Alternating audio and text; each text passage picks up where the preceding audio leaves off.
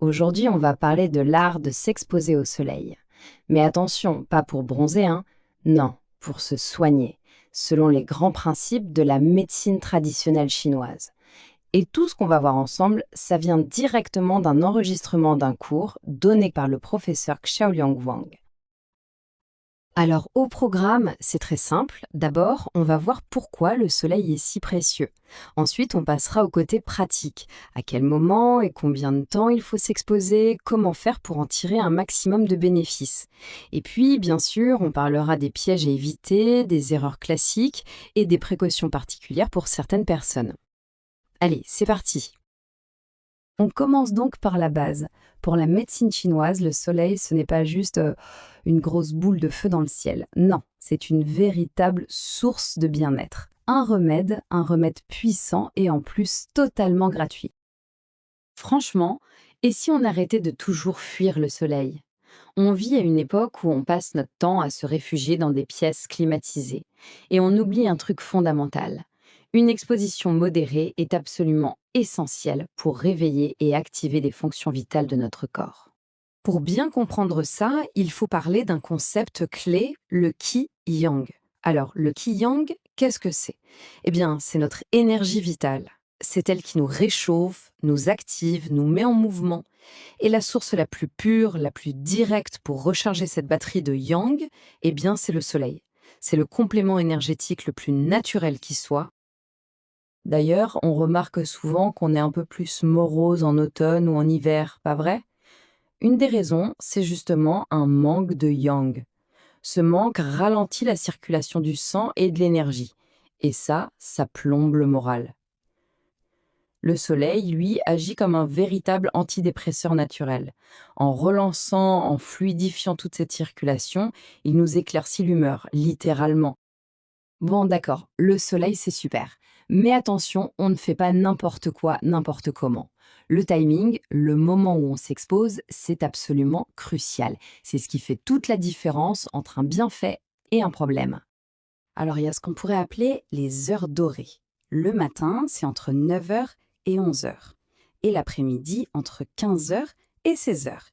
C'est vraiment dans ces créneaux que la lumière du soleil est la plus douce, la plus nourrissante, on va dire.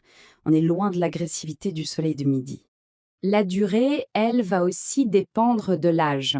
Pour un adulte en bonne santé, 30 à 60 minutes, c'est parfait. Pour les enfants qui ont une peau bien plus délicate, on reste sur 15, maximum 30 minutes. Et ce qui est intéressant, c'est que pour les personnes plus âgées, comme leur capacité d'absorption diminue un peu, elles peuvent s'exposer un petit peu plus longtemps. Bon, toujours sans excès, bien évidemment. Allez, on rentre maintenant dans le vif du sujet, dans le concret. Comment on s'expose? Quelles sont les zones du corps à privilégier pour que ça soit vraiment efficace?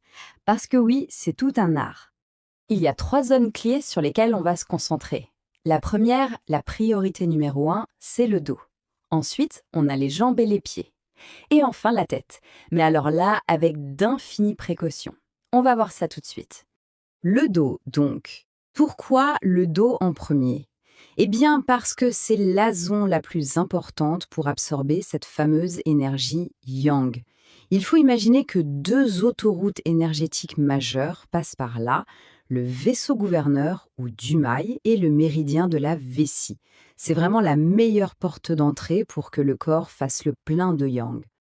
Et tenez, petite astuce bonus pour multiplier les bienfaits. Pendant que le dos prend le soleil, frottez vos mains l'une contre l'autre, bien fort, jusqu'à ce qu'elles soient chaudes. Ensuite, massez le bas du dos au niveau des reins.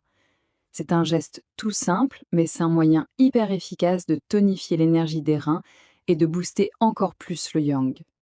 Maintenant, la tête. Et là, attention, c'est hyper important. En médecine chinoise, il y a une règle d'or pour la santé. La tête doit rester fraîche et les membres doivent être chauds. Si on expose trop sa tête au soleil, on fait exactement l'inverse. Le cerveau surchauffe et il ne supporte pas ça. Les risques, ça va de l'insomnie, des vertiges, jusqu'à des choses bien plus sérieuses. Donc la règle est simple, on protège toujours sa tête. Bon, maintenant qu'on a vu comment faire, voyons ce qu'il ne faut surtout pas faire. Ce sont des détails, mais des détails qui peuvent tout changer, qui peuvent annuler tous les bienfaits et même être dangereux. L'ennemi public numéro un, c'est ce que la médecine chinoise appelle le vent pernicieux ou le vent voleur. L'idée est simple. Quand on a chaud au soleil, nos pores s'ouvrent. Si à ce moment-là un courant d'air froid passe, il s'engouffre littéralement par ses portes ouvertes et il attaque le corps de l'intérieur. Ça peut créer des blocages, des douleurs. C'est pour ça qu'il faut toujours choisir un endroit bien abrité du vent. Ce qui nous amène au trio infernal, les 3 choses à bannir absolument juste après un bain de soleil. Numéro 1, entrer d'un coup dans une pièce climatisée. Le choc thermique est catastrophique pour le corps.